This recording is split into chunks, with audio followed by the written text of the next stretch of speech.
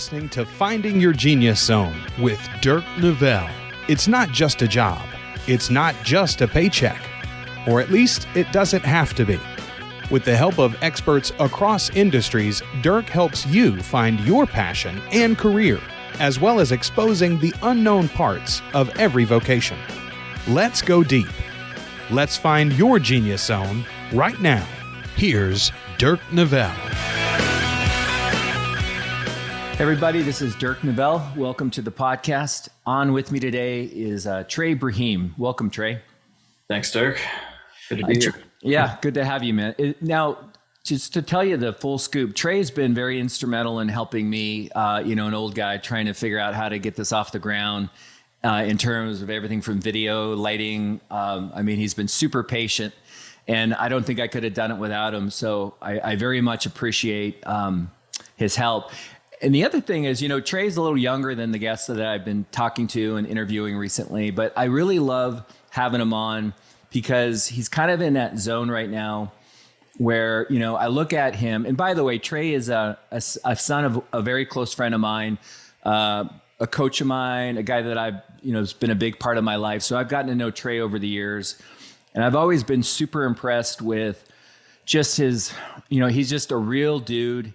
He's, I want to say different and interesting because that's how I'd want to be known as, but he feels to me like very brave. And when I see a lot of young adults going into careers just to kind of get a job, Trey is an example of someone who's really followed his heart and kind of had, a vision and a realization of what he wanted to do. So for me, that wasn't me. I kind of played it safe and jumped into a job that I didn't love. And then I see Trey doing what he's doing, and I'll let him kind of elaborate on what exactly he does.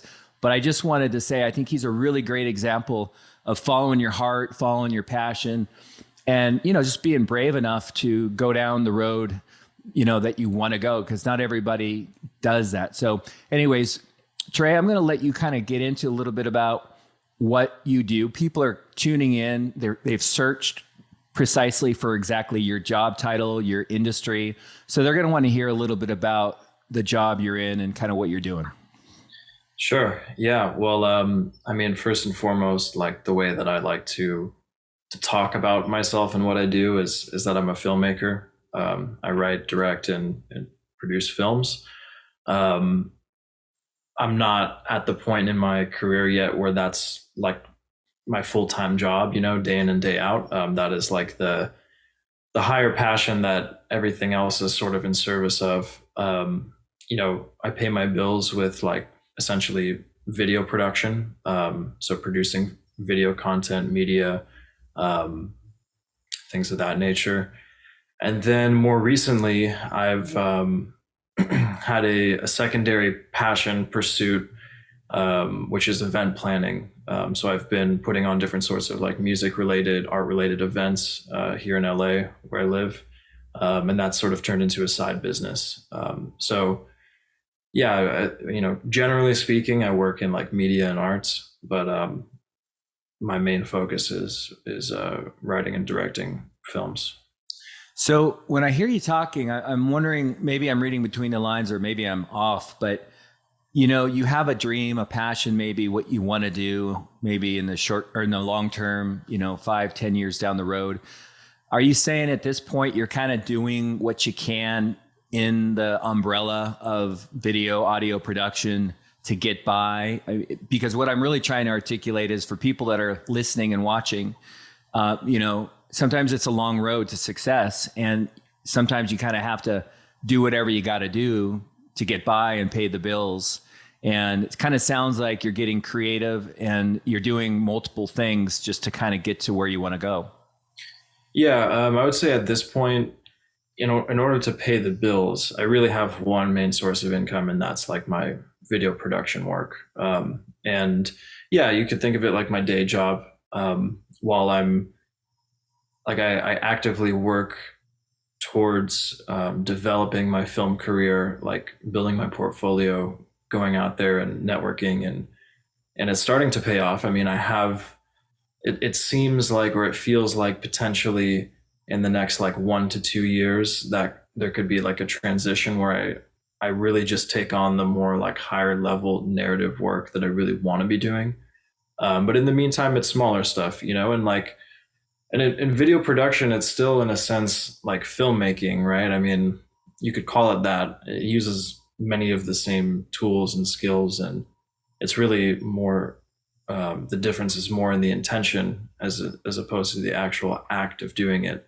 So yeah, so for me, just making money that way, supporting myself while I'm like pursuing a much larger career, that was more of a choice of just like, you know, if I am at least using the skills um, and refining them in the day-to-day work, even if it's not a project that I'm super passionate about or I ultimately want to be doing, at least I'm doing something like a process that I enjoy doing, something that I can take pride in and that I actually care about.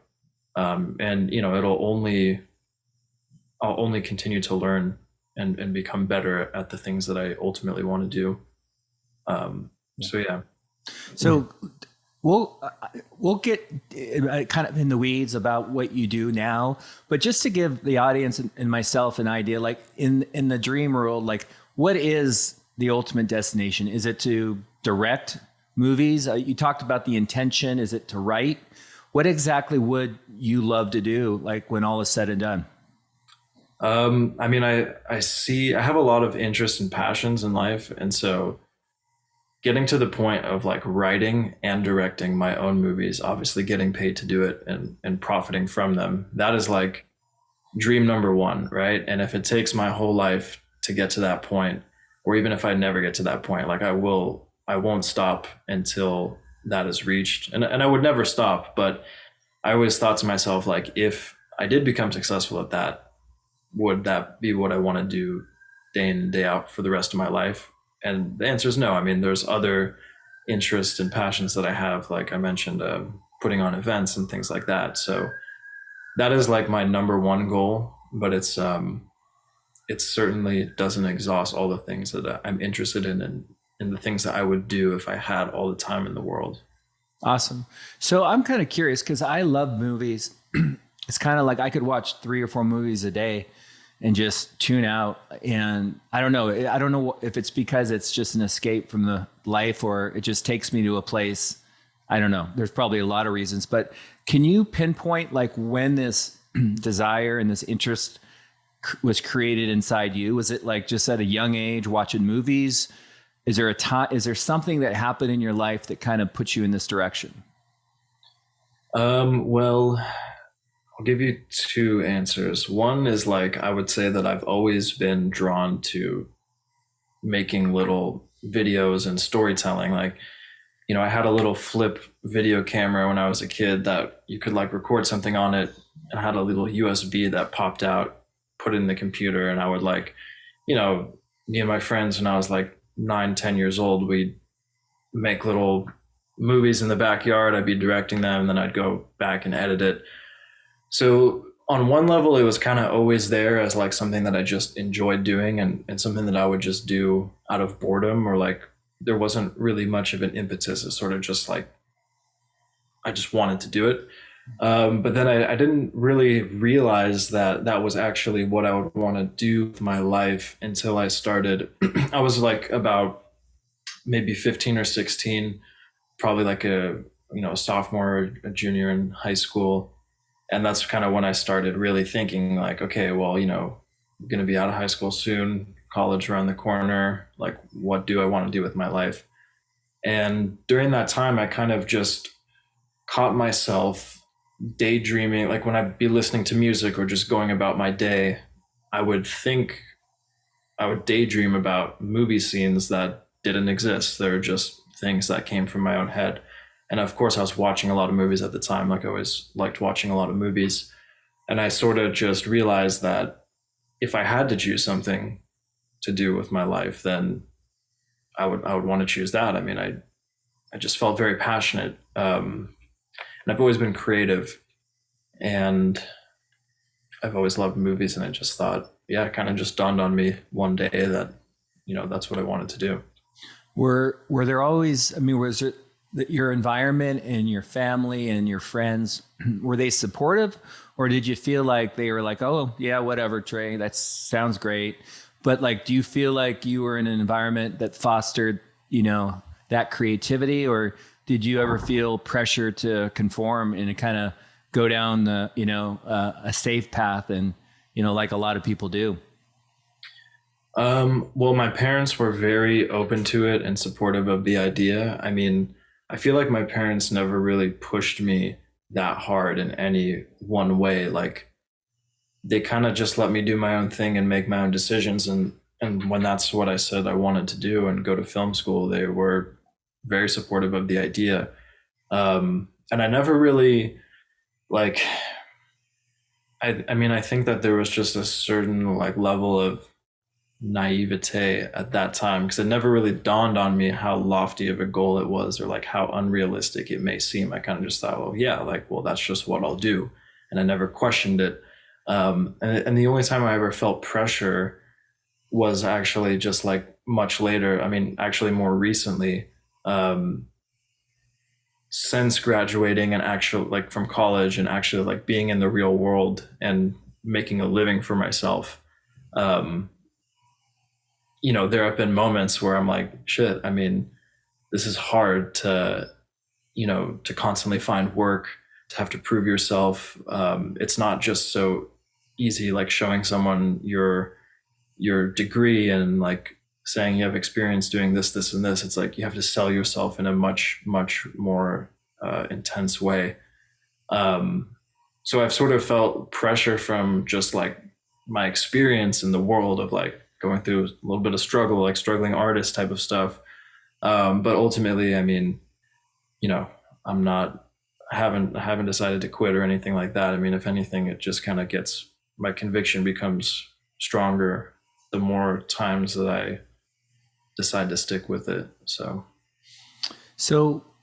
I had a guest on earlier today who's a photographer, and like I think there's careers that the word's not sexy, but like exciting and fun and all of that, and very creative. And so I know, just knowing you over the years and just through discussions with your dad, I know how creative you are. I guess my question is, there's sides of a creative business that require like business smarts, right? There's a lot of, you might be super creative, but you also need to sell your film and you need to sell people, and the business logistics, the skill sets that go with creative. In your type of job, like, I guess what I'm getting at is, do you ever feel like, okay, I've got the creative part down, I've got the vision, I've got a feel for what this thing needs to look like and feel like, do you feel confident on the other business stuff? And I don't really know how to say the business stuff in your industry, because there's probably roles and duties that I'm not aware of, but I think you know where I'm going. Yeah, definitely. I think it wasn't until recently that I started to even not only feel confident with embracing that, but even like being aware of that side of it. I mean, I've always kind of just figured things out as I go along through life. I mean, I have these like big goals, big dreams, and then obviously there are many steps that need to be taken in between, and I kind of just take it as it comes. So like when I graduated from college, I graduated like in the winter of 2020. So, economy completely shut down just 3 months later, as I was starting to look for jobs, was basically out of work for like the first half of 2021, finally started to get some gigs and stuff like that during the summer. And at that point, I mean, I found some like steady gigs, started getting paid, moved out, got my own place, like was pretty like fairly successful doing the freelance thing. I mean, at least enough to sort of, keep myself afloat. And I kind of just thought, well, I'll just do this and keep working on my own stuff until my own stuff picks up. And eventually, I'll like sell a show or a movie, and, then I'll just make way more money then. And I'm kind of fine with just kind of having enough for a decent life and, a little social life and like an okay apartment. And then, after a couple of years of that, I'm like, okay, you know what? Like, I actually do want to make more money in the meantime. Like, no matter how long my show takes, or I mean, I don't really write shows, more, no matter how long it takes for me to sell a film or to land a big directing job, like, I want to actually make a lot more money in the meantime until that happens. So recently, more of in the past, like 6 months, actually, that's when I've been thinking more creatively as it relates to business, how I can generate more business, how I can just earn more and grow and expand and sell myself at higher, levels. So it's kind of, I mean, long answer to a short question, but it's been a recent thing that I have continued to become more confident in. If you don't mind, I wouldn't mind kind of going down that road a little bit. You talked about getting gigs, and when I hear that, I'm thinking of projects. Maybe they're not your movies, your scripts, but can you give us a couple examples? And the reason I'm asking it is because I think it's important for people that are interested in pursuing your career route to understand like kind of what you have to do in the beginning to kind of get by. And so a couple examples of gigs, and then you talked a little bit about after a couple of years, you started looking at opportunities that would net more money, more income. So I'm kind of curious if you can give us a couple examples of what those projects look like. Yeah, for sure. So let's see. Some of my very first gigs that I picked up were kind of like in that summer of 2021 as things were starting to get busier was there was a guy who owned a construction company he like had moved from the Bay Area to LA, had success out there, but was expanding. And so he needed to kind of build up content for a website, YouTube, Facebook, whatever, like essentially social media marketing. So, I did some like promotional videos for them, took photos of their jobs. That was like a pretty steady thing, was working maybe like 20, 30 hours a week doing that. And then during that time, I was also just kind of like going on different websites. Like they'll post sort of like creative job listings on Craigslist, or there's a few others that are more like film industry related. So I actually got a few random gigs, like producing a short film. I directed and produced this like pilot episode for a sitcom that someone wanted to make. I like co-directed another short film. So things like that, some music videos, kind of just random, like whatever was out there and was a little bit more creative than the like marketing content. Those were like kind of the things that I was doing early on. But things that maybe were valuable things for you to sharpen your skill set with. I mean, they kind of fall in the bucket of what you ultimately want to do. And then you talked a little bit about like changing your strategy about the income, and were those just larger projects that you pursued? I mean, how did those come about?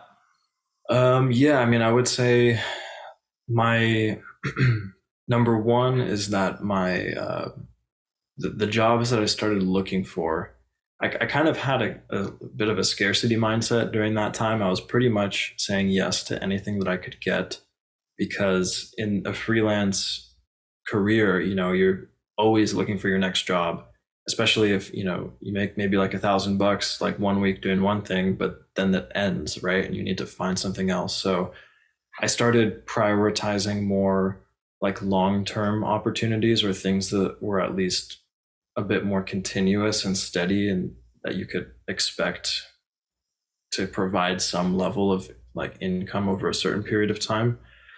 And then also just getting to the point of like essentially just trust, like building a team and like having some people that I can trust to delegate things to. Like if I can just essentially increase my bandwidth and give projects the things that I'm best at, but then also maybe if there's some like lower level work that it's not the best use of my time, things that more like anybody who knows how to edit can do. Like offload some of those things, just make a little bit of a spread on like, the amount you have to pay that person and the amount that you can charge. And yeah, essentially just create more time for yourself, to do more work. Yeah. Yeah, no, it's great. I mean, to me, I think this is really valuable because it's, people have stars in their eyes about, I want to do what Trey does, and I want to go make some killer film that gets noticed at Sundance Fest or whatever. But you got to understand too, though. I mean, even Trey's super talented. I've seen his work, but sometimes you've got to roll up your sleeves and just figure out a way to pay the bills till all that stuff happens. One of the things I'm thinking about while you're talking is, okay, so you're super creative. We talk about genius zone. You're in your zone of genius when you're thinking and imagining and, thinking of scenes that haven't ever been created. What about the whole part of like, how are you finding these gigs? Like I would think that you could be the greatest in your industry, but you've got to know people and you've got to get out there. And I mean, how are you finding these gigs? And then how does somebody in your industry get seen and get noticed? Yeah. So in the beginning, it was a lot of like searching for jobs online, right? There are various websites, like depending on where you live and what country you're in, what city. But people will be posting stuff. They'll need, a photographer, a videographer, an editor. And then after a certain point, you start to build up a little bit of a reputation. Some people will refer you, some people will find your website or your Instagram, and like work kind of comes to you a little bit more. So more recently, I haven't had to look for things as much. Like people more come to me for work, which has been great. And then, just, in the creative industry, you have to be super social. Like networking is something that I never really wanted to do, but have just at some point, like, you're just going to have to embrace it and accept that it's a part of this life. And it's actually great. I mean, I love connecting with like-minded people and sort of like having a good reason to just go up and talk to someone. Like, it's like it's so much easier to talk to someone if you have a reason, as opposed to just like striking up a random conversation. And I do like being social, and sometimes, it can be a little bit of a challenge. So just like having an excuse to push myself to get out there more, connect with people. It's actually great. So yeah, I mean, a big part of it now is like some of the higher level stuff that's been coming in, that's more in the realm of ultimately what I want to do. That has come from like, making an effort to maintain relationships with people who are doing interesting things, and like, you never know what's going to happen with them. So. Yeah, no, I mean, from what I've known, I mean, I feel like you're super social, like super easy to talk to, wise, I've always loved our conversations. Do you consider yourself, just out of curiosity, do you consider yourself like more of an introvert? It kind of just depends on the circumstance. Like, I feel like really I'm 50-50, maybe even like 60% introverted. There are times where I really want to just like go out and meet someone new and like talk to someone just for the sake of it. Or there are other times where I'm in a room full of people and I really just can't be bothered to like strike up a conversation with someone. I mean, like, I'm happy to chat with someone if they approach me, but sometimes I'm just like, I don't really like making conversation for the sake of making conversation, Yeah, I get it. I get it. It's interesting because I like to talk to people. I enjoy hanging out, but like I'm an introvert, and my battery gets charged. Like, I live on a farm, even this podcast is one-on-one, which I really like, but I don't love large groups. I mean, I can do it and I can hang, but at the end of the day, it's like, if I'm designing my house or I'm planting trees on the farm, or I just really like being by myself or in a small group. And it's interesting because one of the things with this podcast, Trey, and you and I have talked about it, because you've been helping me, is I don't think a lot of people think about like their temperament or their unique skills and their interest, and they think about like money and they think about the job, but like the lifestyle behind the job. And so where I'm going is like, I'm curious, like what your day looks like. I would assume there's a lot of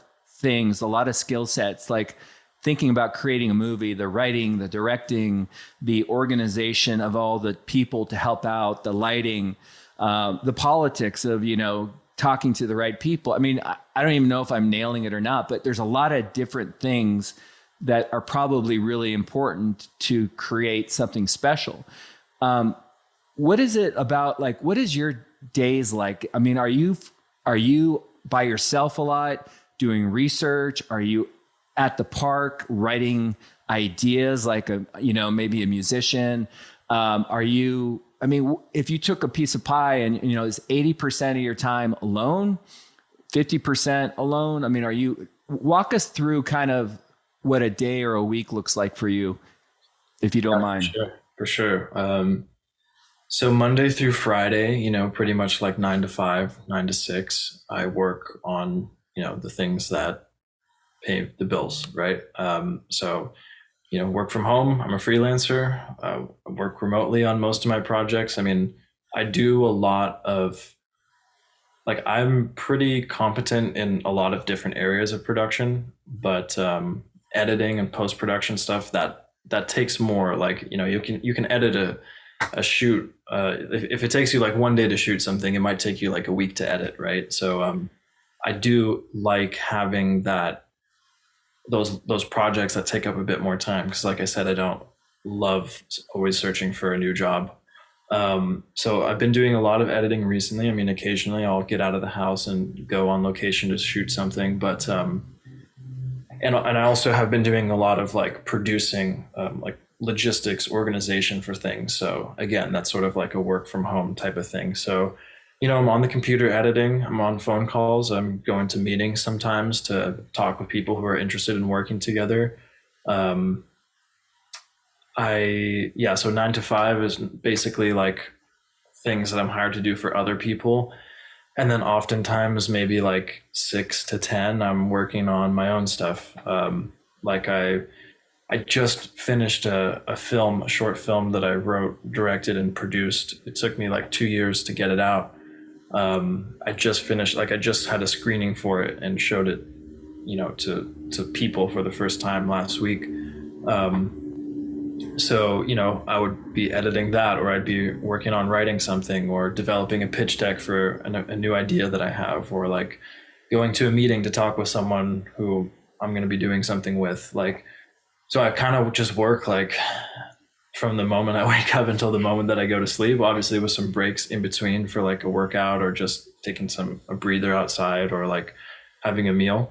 But the days are pretty packed, if there's something that you really, really, really want to do, but it's not paying you in the moment, then you're going to have to, find time for it. I don't really watch a lot of Netflix and stuff like that.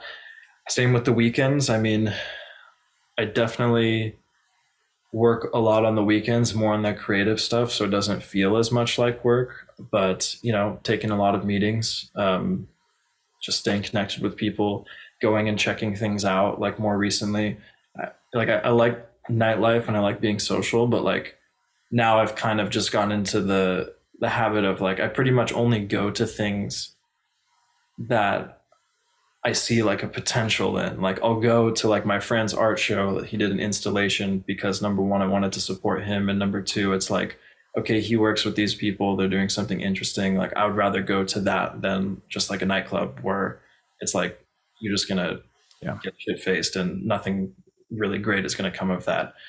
So kind of just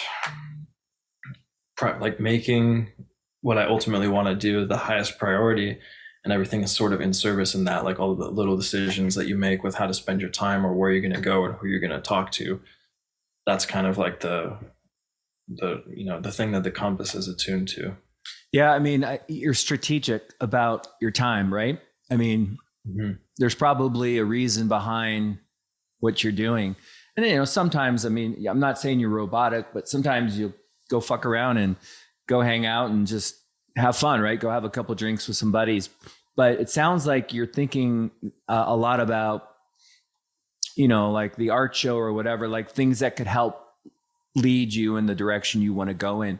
So when you're talking, there's just a lot of things I don't know your world at all. I watch a lot of movies, but I don't know behind the scenes what that looks like. Tell me about, I mean, I know that you haven't been in the business for 50 years. You're fairly new into it, but you've been thinking about it. But tell me about some of the surprises that have come your way. Like, you're a smart dude. I know you are, but like, is there anything that kind of caught you off guard? And the reason I ask this is because, even if it's negative, good or bad, I think it's really important to kind of, the users or the audience is listening and they're kind of tuning in and they're fixated on, the fun part of the business. But I think it's really important to be really clear about some of the things that maybe aren't so great about the business. Yeah. I would say that things that I've been sort of unpleasantly surprised with, politics is a huge part of all creative industries, but like especially the film industry. And it just sort of works itself into things in ways that are just like, really? Like, are you kidding me? And especially like, I think of myself as someone who, I have political opinions, and in my opinion, my political opinions are just based on the most like reasonable, sensible, sort of rational things, right? So that it means that oftentimes I don't agree with anyone on all subject matters. I'm not like someone who just votes for a color, like, or what's popular at the time. I'm like, does this make sense or does it not make sense? So a lot of times things don't make sense to me, and I just have to like suck it up and deal with it, because that's just the way that, like if you want something to happen, you can't, like, you're gonna have to let other things go in order for it to happen. So this is interesting. I'm glad you're bringing this up. So I want to kind of stick on this for a second. Are you saying like you have to play the game? I mean, there's people that have power in your industry, right? There's people that are the ones that can make things happen. And I don't know your business, but my assumption is you kind of have to bend the knee and play the game sometimes and like, I don't know if that's true. I know there's careers you can be a wild cowboy and do whatever the heck you want, right? But in your world, do you have the ability to kind of be who you really are, or do you find yourself having to be political? It sort of depends on the situation, like there was like a meeting that I had with this producer one time who was actually talking to me about a movie that I wanted to make. Like, I got connected to them through a mutual contact, and it was like the biggest meeting I'd ever been in right at that point in time. So, and she, when I met with her, she was telling me all this stuff, this and that, about just, like things that didn't make sense to me, but I wasn't gonna like voice my opinion in that moment and push back. I was just sort of biting my tongue, taking in the information, not reacting from the side of me that's like a little bit more impassioned side, but just sort of like, in my opinion, or the way that I see it, is it's sort of just about maintaining like a strategic position with somebody. So like, I might not want to pursue that relationship, but I would rather give myself a chance to pursue it than just like totally have the door closed. Right. So, I try to kind of keep the cards close to the chest and not really, I don't want to show too much of myself until I know that I want to show it to this person. Right. So like, I'm not too much of a conformist. Like, I would never do something that I ultimately don't want to do. And I'm not just going to like, SMD to further my career. But like, I also don't want to paint a picture of myself in any certain way. I kind of want to remain a little bit of a mystery, or a little bit ambiguous, until I make a decision into a direction that I want to go. So it's kind of like, it's not totally bending the knee, but it's also not bending the knee. No, I get it. I mean, to some extent, though, you do sometimes have to play the game. However, I mean, you kind of have to do that in a lot of careers. And the reason why I'm bringing it up again is I would think that people like you that are super creative have gotten through life kind of being who they are, right? Not conforming, um, being the individual, unique. And now they get into the work world and they are trying to land gigs and they're trying to meet the right people. And so I think it's important to kind of just be aware that, there will be opportunities where you're going to have to play the game.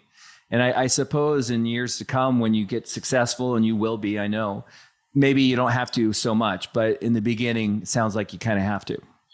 Yeah, I mean, you don't want to make a bad impression on people, and especially like you don't want to build a negative reputation. I mean, even if you don't like, you don't have to necessarily do things that you really don't want to do, but you don't want to create this impression. Like, reputation is a really big thing in the film industry and creative industries in general. So like, you wouldn't ever want to do something that would then cause someone to say something bad about you. If like, they're like, oh yeah, I'm thinking about this guy, I saw you follow each other on Instagram. You don't want to like give anyone a reason to cancel that. I get it. So think about like, okay, so you were in high school, then you went to Boston. Is it Boston University? Yeah. For film school, 2 years? Mm-hmm. Okay.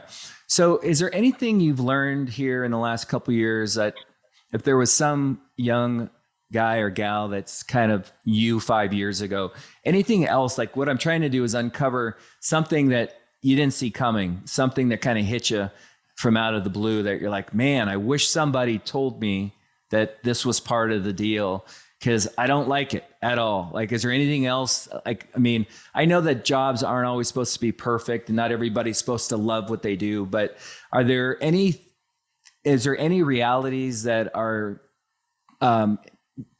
happening right now that weren't in the job description that you might think would be valuable for other people to know about? Not really, other than maybe like having a job in the film industry is oftentimes very without glory or fulfillment. Like, I guess the thing that I wish I would have had a little bit more of a jump start on is actually like being more entrepreneurial. And like, for example, there are a lot of jobs on film sets. Like, if you're shooting a feature film, you're going to have, grip and electric guys that are doing the lighting. You're going to have the camera team. You're going to have production design, art department.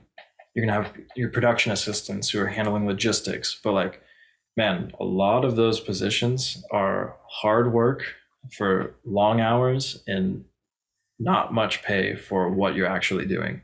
And so it took me a while to figure out that like, I actually don't want to be a production assistant on a set. Like, in the beginning, I was like, I'll try to like maybe work some camera stuff or do producing work, or like, producing is kind of different than this, but like for a long time, I wanted to like get PA jobs, and like I got a few of them, and I got some jobs like doing camera stuff on a feature film, and actually doing camera work on some TV shows and this and that. But like, being a crew person, you'll get work that way, but it's actually not great work. And in my opinion, for what I want to do, it's ultimately much better for me to be like managing projects sort of at a higher level, not being like a piece in the machine that can just be replaced with anyone.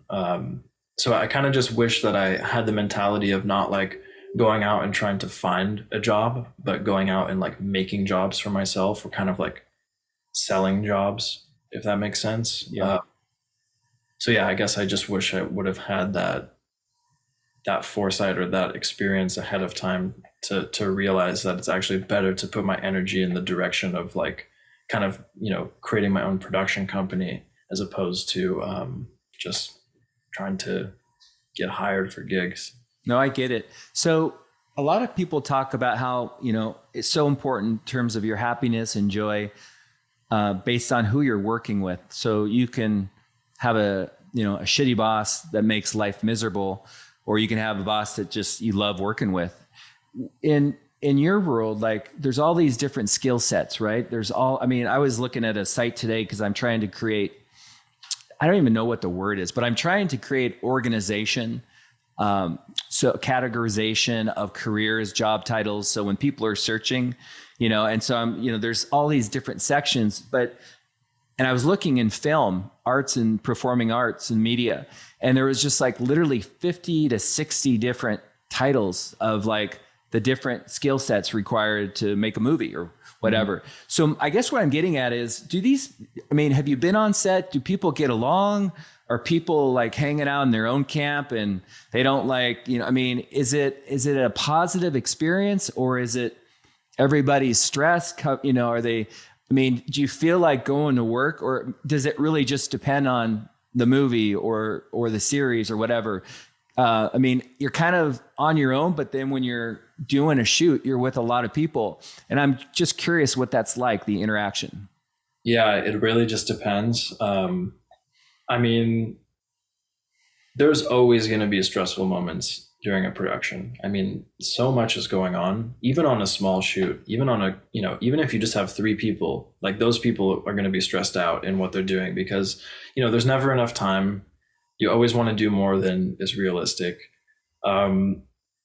As far as like how stressful it gets and like what the balance of enjoyable moments to like super intense moments is, it's really just a product of the producers, the director, people that are in charge, like at the higher level, and what they're trying to do and the level of organization that they've brought to the production. I've, been on sets where even though it was like super long hours and I was exhausted, it was still like a joy and a pleasure to work on the project. And I've been on other sets where it's just like, man, you're just banging your head against the wall and you're kind of being like exploited in terms of the amount of hours that you're working for how much pay you're getting. And it's just because it's a huge thing that's happening with many different moving parts. And unfortunately, a lot of people aren't competent enough to make that process go smoothly. So yeah, it's a mixed bag. Sure. So kind of breaking down what you're like, I don't know, again, the verbiage and the titles and the acronyms, but would you consider yourself like director, not producer? It depends. On all of my own projects, I inevitably become a producer because I care so much about what's happening that even if I hire a producer, in the few times where I've hired producers, it's a tough job, right? Being a producer, it's kind of like you're responsible for everything happening to some degree. It's an umbrella term, I direct my own stuff. I've also directed things for other people, and I've produced my own stuff and produced things for other people, but I only produce out of necessity. Either it's necessary for my project to survive that I step in and do X, Y, and Z, or I've just been hired to do it because I'm good at it. But it's not something that I like want to be. Like, if I found someone I trusted, I would always hire them. Okay. So walk me I don't really understand the difference. Like, director, producer. So you're filming a scene. What's the difference? Like, what is the director doing versus a producer? So the director is the person who is ultimately responsible for the creative vision of a production. And if you're filming a movie, a director is working with the actors to get the performance that they want out of those actors. And they're also working with the camera team to make sure that they're showing the scene. And, the director has the final say with things like production design and lighting, but like mainly focusing on essentially the performances and the movement of the camera in the moment, at least. A director will also come up with storyboards before you get on set and will design like color palettes and whatnot for the film. But a producer's role is more it's more of the business of filmmaking. I mean, a producer, there's something called a line producer, and that person will go line by line through a script, identify things that production will need to spend money on, and put that into a budget. So like, if there's a gun in a scene and a yellow raincoat and you're at the park, like how much is that all going to cost? What crew and equipment's going to be needed? I mean, a producer can also get a producer credit for just like finding money for a project, or bringing an actor in and bringing a director in and then packaging that deal and selling it to a studio. So like it's, and a producer will also often, it'll be like their production company that things are being run through. So they want to be on set to make sure that nothing unsafe is happening, because they're assuming responsibility for like the liability. So it's more of it's like the producer handles the business of making a movie or anything else. Yeah. Yeah, no, it's interesting. Okay, thank you. Because I didn't know that. I recently watched a series. I don't know if it was Netflix, but it was the making of the Godfather movies. Did you ever see that series? I didn't see it, but my dad highly recommended it. Yeah, I think your dad was the one who actually referred it to me. But it was really interesting because I love the whole Godfather. I love everything about it. Marlon Brando's my favorite actor. But it was really, it really got into the details of like how close that movie never got made. And then all the things that would come up, even from like getting permission from the unions to film on a certain street, and just budget, right? They were always looking, they wanted to film the scenes in Italy, somewhere like in New York, but they fought hard to get permission and budget to go to Sicily and film it. So it's like, I guess it's interesting because like I love movies, but like when I saw that and I'm listening to you and people are watching you right now, like, interesting. There's a lot of stuff that, doesn't probably come under the label of creative or fun that goes into movies or whatever, that I think you really need to consider. And I'm not pushing people away from what you're doing, but I just think it's really important for them to understand, the behind the scenes of what happens. As far as what you love about it, I was telling you to point out a couple things that surprised you. What is it about this industry? Like, what is it that you're passionate about? I mean, you're working your butt off during the day and you're working your butt off at night and sometimes on weekends, but there's a reason why. I mean, you're kind of, I think you really like what you do. What is it that you love about it the most? I would say that the main thing that keeps me going, at least with movies, is like, storytelling is one of the oldest forms of information preservation and dissemination. It's a very human thing. It's very deeply rooted in many cultures, and that's just sort of how like civilization and society has kept itself going, especially before there was like written language and before literacy rates were so high. So like there's something very profound about storytelling, and it's a way of, I mean, the main reason why I fell in love with movies was because of the way that they would make me feel after watching a great one, and the things that I would think about and the perspective that it was, that it introduced to me. And there's real potential to make something that matters to people. Like someone can watch something and it could change their life. Not that that's what I'm trying to do, but like you could make something that means something very special to a lot of people. You can spread a message that you care about. A lot of the ideas for films that I've had recently actually have been like sort of documentary or not fiction. So like there's just the potential to communicate something to potentially the largest audience that you have, like the whole world. I mean, everyone will see like the greatest movies ever. So yeah, I mean, and it's also a very like complete art form. It involves like sound, it involves picture, like acting. Yeah, I mean, it's just it feels like the most complete form of art to me, and it has like the most potential to do something really great with.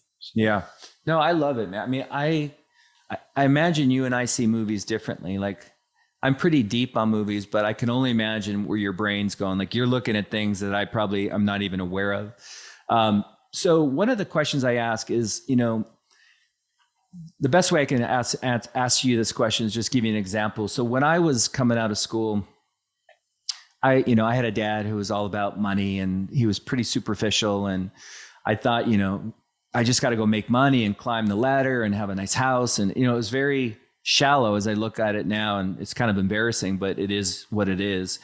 But it's funny, like I didn't know this when I was 23, 24, 25, but one of the things that is most important to me about my career is my ability to have freedom, and specifically, be in my kids' lives, wake up with them, go to bed with them, coach their sports. I've coached all of their sports, and like, I never missed a holiday, never missed a birthday. So like that to me is really important, as well as just kind of not having a boss. I like to run my own show, and, I'm very driven, so I don't really need someone to kick me in the ass. So flipping it to you, as far as like your industry, like what are the non-negotiables? What are the things that like you must have, Trey? Like, I mean, I don't want to speak for you, but like you need to have a creative voice. That's obvious. And it sounds like you really want to make an impact on people in a creative way. But what are some of the components of the job or the career that you have in this world that, other people should know about? Well, for the more like pure income jobs that I take on projects, I always have to like at least believe in what the project is, right? Like, your podcast, my dad's things that I've helped him out with, different like shows and music videos, and like I have to have a connection at least with the mission, right? And I've worked plenty of jobs and gigs where I really didn't care about what I was like supporting with my work, and it was like impossible to stay motivated. Like it's crazy. Like when you're editing something, at least for me, editing can be the most frustrating thing in the world if I don't give a shit about what I'm editing and I don't like the people that are involved. But if it's like something that I'm really passionate about, that's like my project that I really care about, or it's like, something for like an artist that I believe in, or like just a client that like I really want to help out, I will like sit down and bang it out, like really stay focused and grind. So yeah, just having a connection with the project, having some autonomy. I really don't think I could ever go like work in an office like on site anymore. I mean, I've just like there are many trade-offs with working remotely and sort of being your own boss, but I don't think I would ever take the other side of like, not having the freedom to make my own schedule, to be flexible with my day.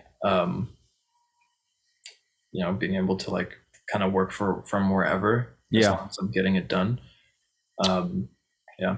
What about like, I mean, I'm just curious, like for me, I don't want to be capped, like compensation. Like I want to have upside, versus like, I could never have a salary job where, this is all you'll ever make. Is compensation or money an issue for you? Or is that, hey, I'm just so into the creative and the art that I'm not really so concerned with the money part of it? I do care about money, but also throughout this journey of freelancing and sort of being my own boss and doing production in the past 3 years, I've sort of developed an interesting relationship to money, where I sort of have like diversified streams of income. And actually, something that I got into alongside like my freelance career was investing and trading, because it sort of opened my mind up to like, one way to make money is to trade your time for it, and you just get a salaried position and you show up and do these tasks. And as long as you do a good job, you'll keep that job and you'll keep getting money. But you can also make money in more passive ways using the money that you have in some smart decision making to hopefully make more money. So like, but then, you know, you also want to like know that you have a check coming in the mail, and like obviously certain investments aren't very liquid. So it's sort of like this balancing act of like, you know, there are things that I want to do that might not pay me at all, or they might pay me less than other opportunities that I have. But then I also have some other like ways of making money. So it's kind of just like, it's very context dependent. And it's really like, what do I need in this moment? Sometimes I'll have, you know, the freedom to not really like work on something. Like, I mean, for probably like from November or October of 2021, from November-ish of 2021 until like July of 2022, I really did not, like I hardly worked for an income. I was able to save up enough money to really work on my own film for like 7 months straight or something like that. And so I was able to do that, and it was great. And like I bought myself the time to really invest in my career. And now that that's over with, you know, I depleted some savings. I like want to, you know, have my own place and spend a little bit more on the weekends and stuff like that and enjoy life. So now I'm like, you know, more of my time is taken up by things that are kind of just about the income. So yeah, no, I mean, that's a great, I think what I'm really like, that's certainly helpful, but I'm trying to like help someone understand, okay, they're sold on what you do. And I'm trying to give them a little color around, you know, like getting paid. Like, you know, you do these gigs and you maybe get paid by the hour, and then maybe you get paid by the project. And, you know, is it always like a one-off project base, or in the world of directing and producing, is there a consistent, I guess you could go work for an agency or a film studio and get a salary plus bonus or a cut of the movie. I'm trying to like understand the structure of compensation in your world. And my guess is there's probably different types. I mean, and as you get more successful, maybe it gets a little more consistent. yeah, well, it sort of depends, right? So like you could be a director for, you know, there's a lot of different content that's being made. So you could be doing content that's like more YouTube and social media.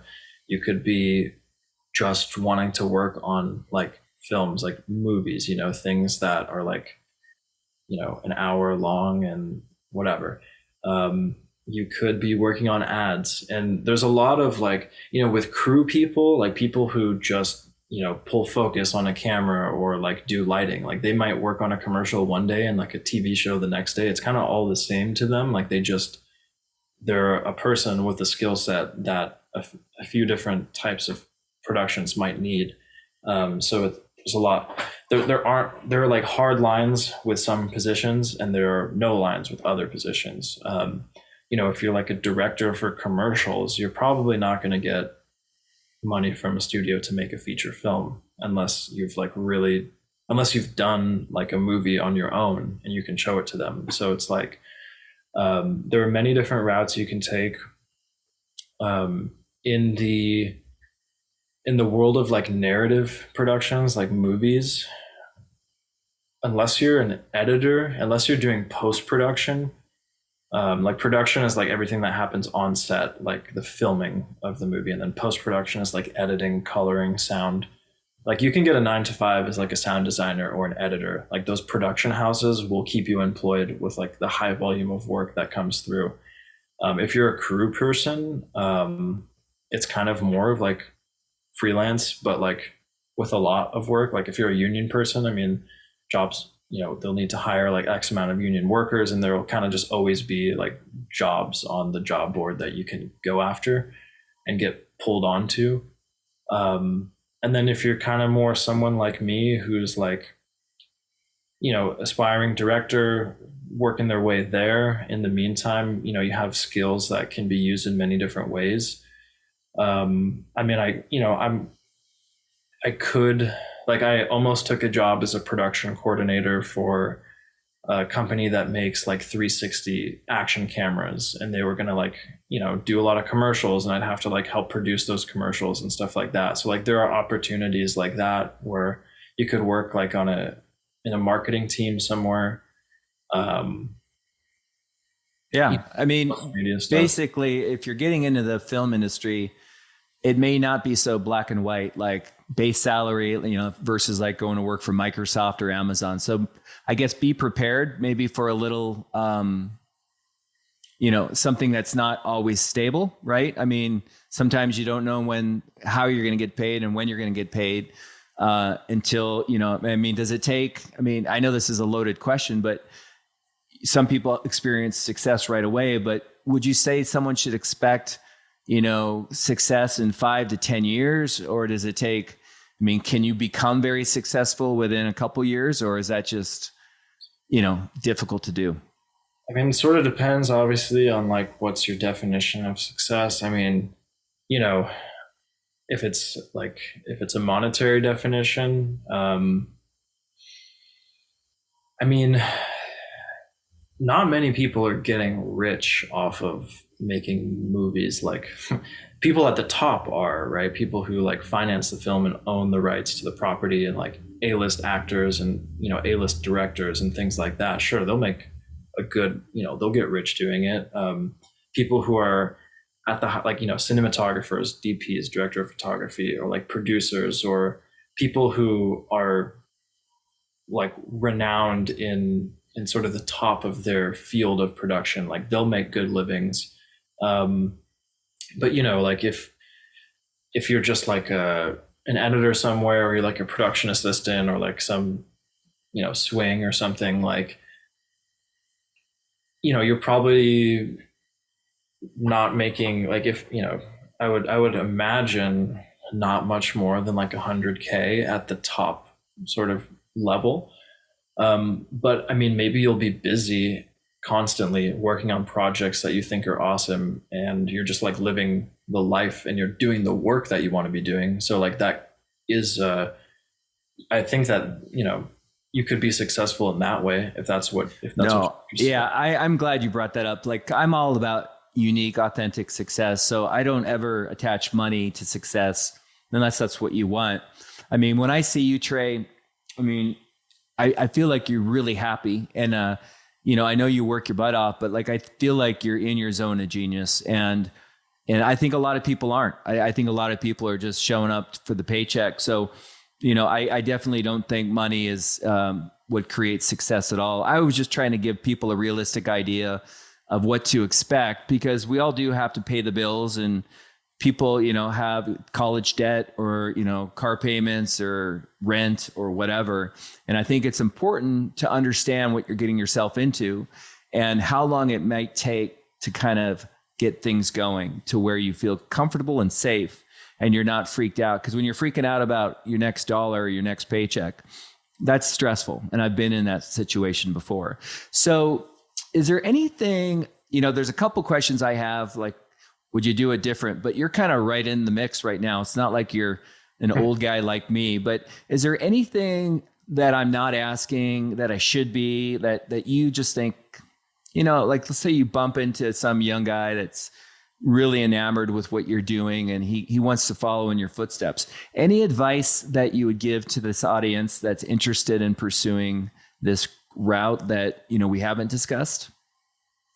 I would say, if I were like talking to, like you said, someone who's looking to go down this path, and they ask me,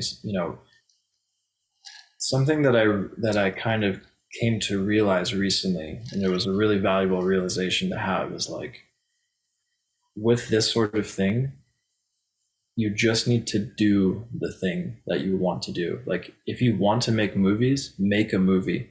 Don't write a movie and then talk to, your dad's friend who works in production and get advice from them. Like, figure out a way to make that movie. Raise the money, save up the money, borrow it from your friends or your parents or whatever. Like, there are just so many people who have ideas and who want to do things, and they talk about wanting to be an actor, wanting to be a director, wanting to make music. like do those things. If nothing else, pull out your phone. If you're an actor, pull out your phone, record a scene of you acting and like post it somewhere, or do it on TikTok. Like plenty of people do that. Like you need to go out and take what you want. Like it's never going to come to you. It's only going to come to you after you've already started doing it. So you need to like get the ball rolling and just do the fucking thing that you want to do, or else it's never going to happen. And a lot of people just kind of stay stuck in this, they just perpetually want to be doing something, but they're not actually taking the steps to realizing it.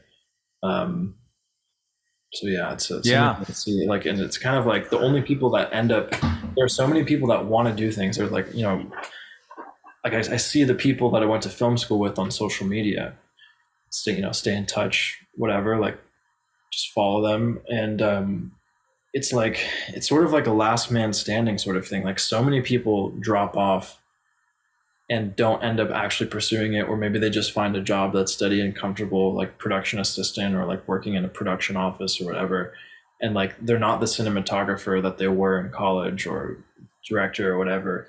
So it's like really only like figure out what your goals are. If you want to make movies or whatever, like do everything you can to make them. If it's not something that you would like die trying to do, then I don't know, maybe like just finding a better way to make money is a better option for you. But it requires like the highest level of commitment. This is what you're going to spend your life doing. Like you better really want to be doing it.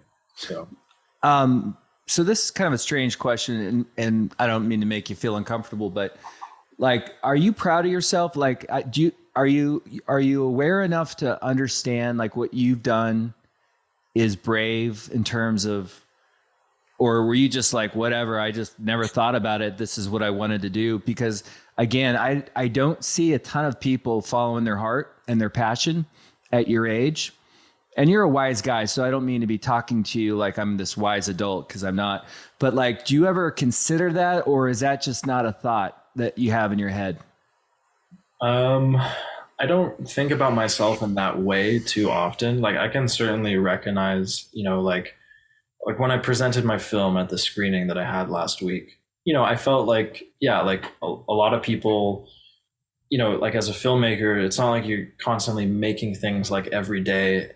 I mean, some people do, but like films, like real films, like you can't just like put out, once a week on your Instagram something new.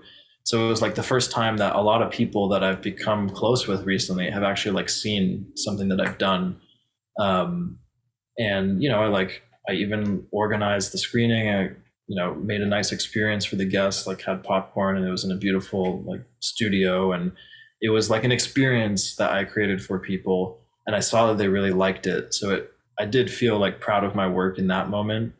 I don't just like sit back and think like, wow, I'm so brave for like following my passions, but like, I'm glad that I do, like, I'm sure that when I am older and I'm like reflecting back on life, I'll be happy that I chose the thing that I really wanted to do. Yeah.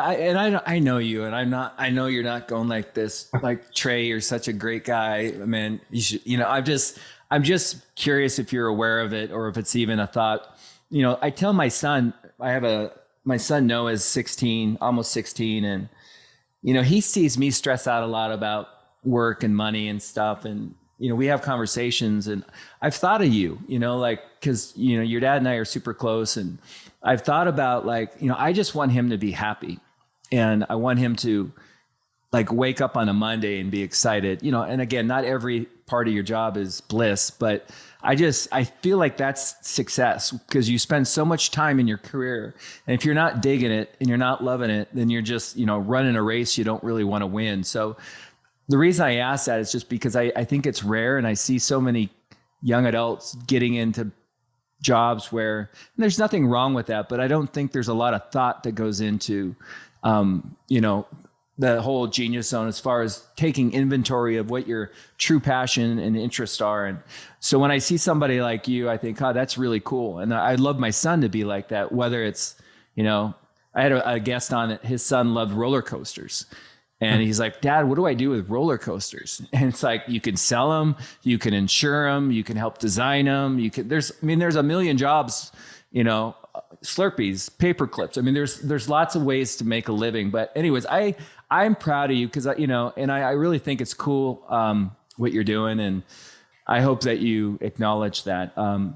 As far as, just kind of curious, because I'm such a movie guy, is there a type of, is a niche? I mean, do you gravitate towards, are you all over the board with what you really love, or do you want to do certain types of movies? Well, as far as like what I love to watch, that's kind of like, I mean, any genre, just as long as it's like interesting and unique and well done.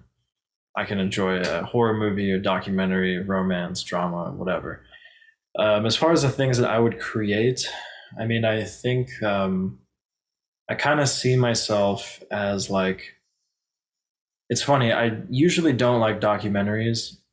And so I want to make documentaries because I want to make a documentary that I actually like. That's interesting. It's not just like some stock footage and like a still shot with a narrator and then cuts to like an interview. I want to make documentaries that are very compelling and that feel like movies in their intensity and their expression as much as like a scripted movie does. But then I also just really love like, a story and like thinking of characters. So like for the narrative stuff, like the more fictional things, I think like the film that I just made was a crime movie. I'm writing a feature like adaptation of that. That's also going to be crime because I just wanted to like stick myself with a genre and really like dig into something. So that's where my head is at right now, and that's what my work looks like right now. But it's definitely not. I would love to do like if I could come up with like a really good drama. I would like love to make a drama or like a comedy or maybe like a horror movie or something, or sci-fi, probably more like sci-fi. I'm kind of just more like, I think that some genres better than others lend themselves to making like a deep point. I mean, it's kind of hard to make like a super profound, compelling point with like like a fantasy movie, in my opinion. Like it depends on the allegory, but like, unless you're like a masterful writer, it's hard to like make something about a dragon into like a deeper message. But like sci-fi, a little bit easier, there's like a lot of themes about like society and dystopia and stuff like that. So I'm kind of just more drawn to the genres that I think are like a little bit easier to communicate with. Cool. Well, I want to get a couple, I know there's a lot of movies, but it's funny. I love movies, kind of dark movies, and I love a lot of foreign films. And I don't know what it is about those movies that get me, but like my favorite movie is Cinema Paradiso. And I don't know if you've seen it, but like it's a powerful movie. And there's a scene at the end, like it's the best scene I think I've ever seen in a movie. And I don't know where that comes from. I mean, I really gravitate towards that. For you, is there give me an example of a documentary and a drama film, like one of your favorites? I know you have a lot of favorites, but give me an idea of something that you really love. Okay. So on the more narrative side, funny enough, like I don't really consider these movies to be like that profound, but like The Big Lebowski is like one of my favorite movies, and Boogie Nights. Those are probably like my top two, and like they're fantastic movies, but I just kind of enjoy them more for like the enjoyment of the story. Like it didn't really like change my life in the sense of like the way that I think about the world, but I just really enjoy watching those movies. Like they're great. The characters are amazing, and it's like a fun experience. There's a documentary called Baraka, which is like it's definitely one of the most incredible films I've ever seen. And it's completely nonverbal, and it's just about humanity. Like this amazing cinematographer shot on like IMAX format film. So like the largest format of film you can use. And he had these like custom cameras made, and he just traveled across the world filming like tribes in the Amazon and like the oil fields in Kuwait burning and like cities and mountains, and like he just documented like humanity, and there's no words, there's just like time lapses and like amazing shots. So like that's totally on the other end of the spectrum. I feel like that movie like says so much with no words and totally changed the way that I think of like human existence. So kind of opposite end of the spectrum there. No, I love it. I love those two movies. Boogie Nights is brilliant. It's powerful. I mean, it's a dark movie in a lot of ways, but it's so good. My dad actually played football and was roommates with Burt Reynolds. So I've always been a Burt fan just because of that connection. As far, it's funny. I was just thinking about like, I always go to your dad, like, cause he's really into movies. And now I'm probably guessing that a lot of the stuff he throws my way is probably because of you. I mean, I'm sure you're introducing him. He has his own opinions, actually. We have overlapping taste, but also like it doesn't always overlap. And he definitely he watches a lot of stuff that I've never seen, and he'll recommend me things. So like, I definitely don't want to take credit for anything that he's recommended to you. But that's cool. One of the movies though, I did want to bring up, because I asked this question a lot, as far as the impact of AI on your industry, your career. It was, I forgot what it was, but it was this robot. It was a woman, and I think, do you know what I'm talking about? Yeah. But I asked this question, and I'm just curious, like, what is your thought on AI in terms of how it might eliminate jobs in your world or create them? Like, are you worried about that, or is that something that you welcome?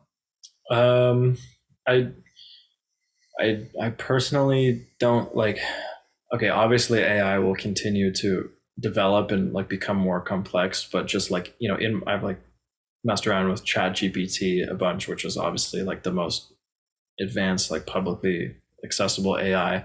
And it's still a long ways away from replacing rules that require like human interaction, nuance, like decision making. I mean, it can, maybe it'll like replace like copywriters for the time being, but it's still like, it has amazing capabilities, and of course it'll get better, but I don't see, it's not like a substitute for human interaction or original thought.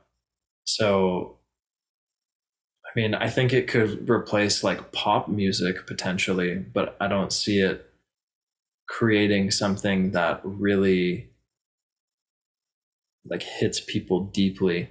So I kind of have more hope for the people who are making like real art, that like they'll survive, and the people that are just kind of trying to make like a quick buck on some cheap like commercial product, essentially, like maybe it'll replace those people, but who knows? I mean, maybe it'll get to a point where we can't even tell what's what. But no, I asked the question. I mean, I was telling your dad, I'm like, God, I'm doing this podcast about careers, and I'm like, maybe half these careers won't be around in 20, 30 years or something, but I don't know. It's an interesting topic to discuss. And anyway, I really do appreciate it, Trey. I hope you enjoyed our conversation, and I think there's a lot of just watching you and seeing you kind of dive into your passion at a younger age is really inspiring. And I hope that others see it that way. Is there anything that's on the tip of your tongue that you felt like, you want to say to the audience before we wrap this up?